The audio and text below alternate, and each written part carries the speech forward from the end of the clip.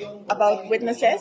About the witnesses, I mean, particularly yung influence daw po ng inyong ama daw po, na nag-extend daw po sa kanyang mga associates, na may influence pa rin siya sa political speaking.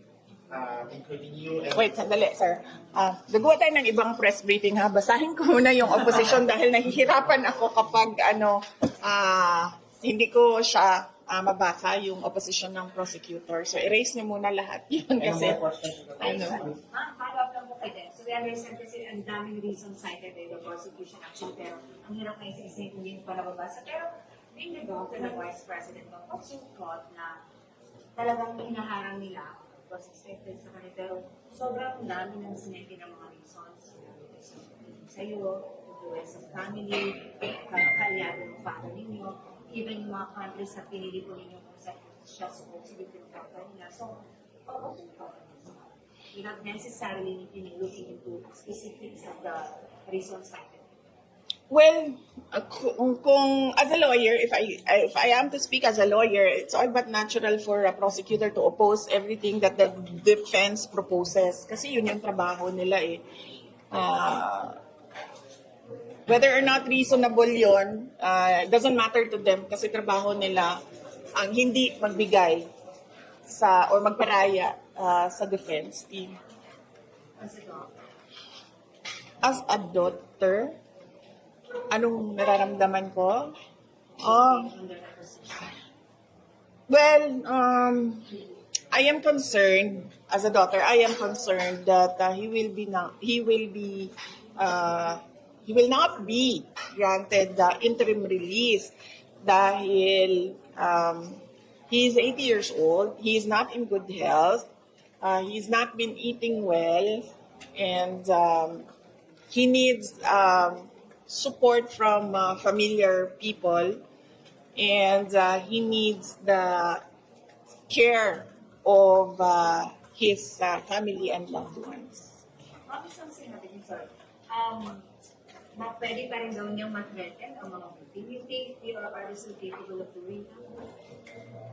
Noong siya ay Pangulo nga, hindi nga niya trineten yung mga biktima eh. Pangulo siya noon, meron siyang power and authority. Ngayon pa na nasa loob na siya ng detention unit. And lalo na kapag nasa ibang bansa na siya, na unreachable sa kanya ang mga tao sa Pilipinas. So, it doesn't make sense to say na magkakaroon pa siya ng influence kung meron siyang interim release dahil nung nandito siya sa Pilipinas, naging mayor siya, naging president siya, at even nung natapos ang term niya, hindi niya kailanman tinanong. In fact, ako pa yung paulit-ulit na nagsabi sa kanya na maghanda ka. Si Harry Roque pa yung 1 taon siyang hinabol-habol na sinabihan na maghanda ka. So he never did anything against the witnesses. Follow-up question, Dr. Domingo, ABS-CBN. Now, basically, sinasabi na naman po ng prosecution, they doubt that the former president will return to the court kapag nasaman siya, kapag hilinan siya ng interim release. First, because they claimed na sinabi daw ng pamilya niyo na kinidnap siya. Yun naman talaga yung sinasabi repeatedly. Sabi ng prosecution, hindi naman babalik yung nakidnap sa kidnapper kung may chance siyang umalis na. So what guarantee can your family give to the court na yung Pangulo, yung dating Pangulo, makikipag-cooperate pa rin siya with the ICC if he is granted an interim release?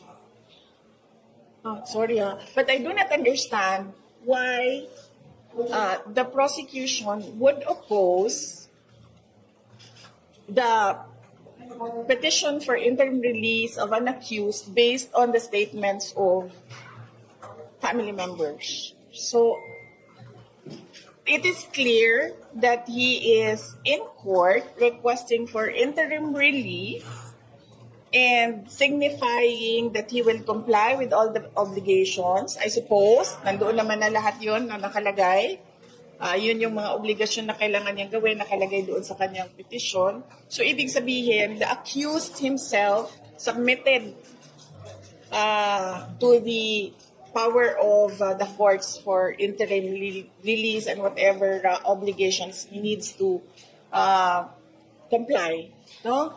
So, kung sinasabi nila na hindi ibibigay ang interim release dahil merong mga statements ng pamilya, it doesn't fall also into the parang reasons kung bakit hindi ibibigay ang interim release. Dapat siguro ang kanilang pinagbabasihan lang ay yung actions and sinasabi ng akusado. Hindi, at kung ano yung sinasabi ng country where he will be released to. Napakamali na gagamit sila ng rason para ikontrahin ang petisyon ng isang akusado base sa statements ng pamilya. Last two questions on the top. Ay, Salvatore. Ma'am, nasabi niyo po ngayon na ihiwalay muna natin yung statement ng family. Concentrate muna tayo dun sa abuse. Nagkaroon po ba ng declaration si President Duterte na siya mismo, kung magkakaroon na ng magagrant yung interim release niya, siya mismo haharap at babalik sa ICC para karating yung passage na hindi siya haharap. Likely, ma'am, hindi ko din binasa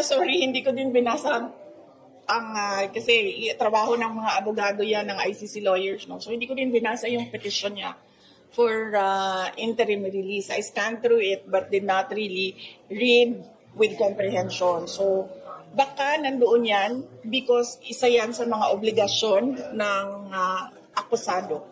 So imposibleng wala yan doon and imposible na hindi igarantiyan na ang bansa kung saan siya papunta dahil they are a party to the Rome Statute. Therefore, kung ano man yung sinabi nila na obligasyon namin ay dapat ginagawa nila. So baka number one pa nga yan doon na hinihingi sa akusado at sa bansa kung saan siya papunta.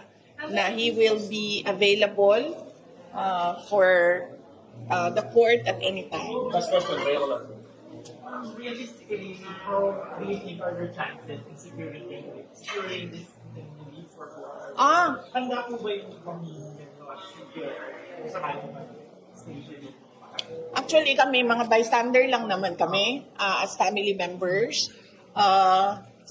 Yung client talaga at yung lawyers niya nag-uusap at nakakaalam kung ano yung chances nila, ano yung strategy nila.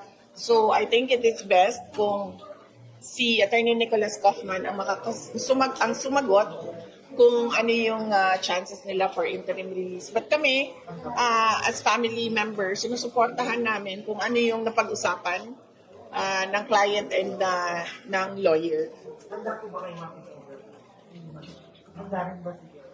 Hindi ko pa siya natanong kung handa siya na hindi mag-grant yung interim release. And, well, sa akin lang, as a lawyer, not as a family member, as a lawyer, bakit ka pa naglagay dyan ng provision of interim release sa iyong batas kung hindi mo rin naman pala yan ibibigay sa mga akusado, lalong-lalo na sa isang akusado na 80 years old na at kailangan ng assistant at kailangan ng caregiver. So,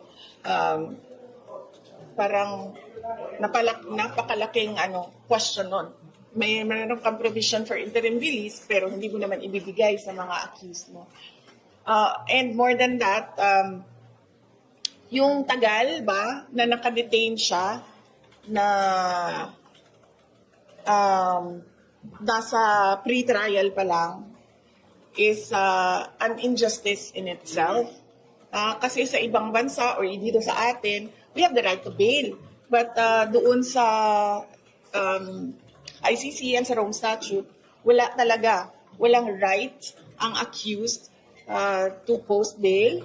And then ngayon, meron kang interim release pero hindi mo naman na ibibigay. So, parang sinasabi nila na they are for yes, human rights and justice, and yet it is not provided for the accused. Let's move on to the next topic. Hindi ako release, doon tas posting bill yan sa atin dito sa Pilipinas. Is it safe to say? Hindi, ma'am. Magkaiba talaga sila, ma'am. Sa bail kasi, magbabayad ka ng bond and then malaya ka na. Sa interim release kasi, wala kang babayaran, ma'am. Basta lang merong tatanggap sa iyo na bansa at magsasabi yung bansa na yes, we commit to the requirements of the court, and magsasabi yung accused na yes, I commit to the requirements of the court. Parang, like for example, 80% sure that they're willing to accept the former president. Ang pagkakaintindi ko doon sa sinasabi ng lawyer, sagali, ayoko magsinungaling eh. So, no comment. Okay, let's move on to the Why not the next negotiations topic. for the countries kung ilan yung pinakausap or at least ano yung status ng negotiations? Yeah, at least figures of the countries. Kahit hindi Base na lang sa base naman doon sa filing ng defense team na nakalagay naman sa website ng ICC, merong nakalagay doon na dalawa redacted, ma-clear siya. Clear siya. Dalawa yung nakalagay doon sa petition. So, clear yun. Nakausap niyo yung si PRRD over the phone. Ano yung huling pag-uusap niyo? Yan ba yung sinabi ko sana baka hindi niya nakayanin sa loob na matagal sa detention center? Hindi ko siya nakakausap lately sa telepono dahil bumabiyahe ako tapos iba yung cellphone number na ginagamit. So alam niya yon kasi si Kitty ang nakakausap niya lagi at pinapasabi ko kay Kitty na pakisabi na ginagawa namin yung mga Free Duterte Now rallies. Let's move on to the next topic. Right, Donald. Ma'am, good afternoon. Ma'am, ngayon po, of course, nakakaroon tayo ng issues sa Israel and Iran, and of course, maraming mga OFWs ang nagkakaroon ng problema, nagkakaroon ng mga OFWs natin. Yung Marcos government, parang banding ng parang hindi nila pinapakaramdaman yung mga OFWs na gustong lumigas. What's your take po sa nangyayari sa parang inaction ng government natin sa pag-iigas sa ating mga OFWs? Well, we are ready to we are ready to support senators with regard to LGBTQIA laws. We are ready to support the DFA, the Department of Foreign Affairs, and the Department of Migrant Workers. Kung ano man yung pwede namin gawin, abot ng makakaya ng Office of the Vice President para makatulong sa kanilang repatriation efforts ng mga Pilipino na nandoon sa mga bansa na apektado, Iran, Israel, at yung mga karating bansa.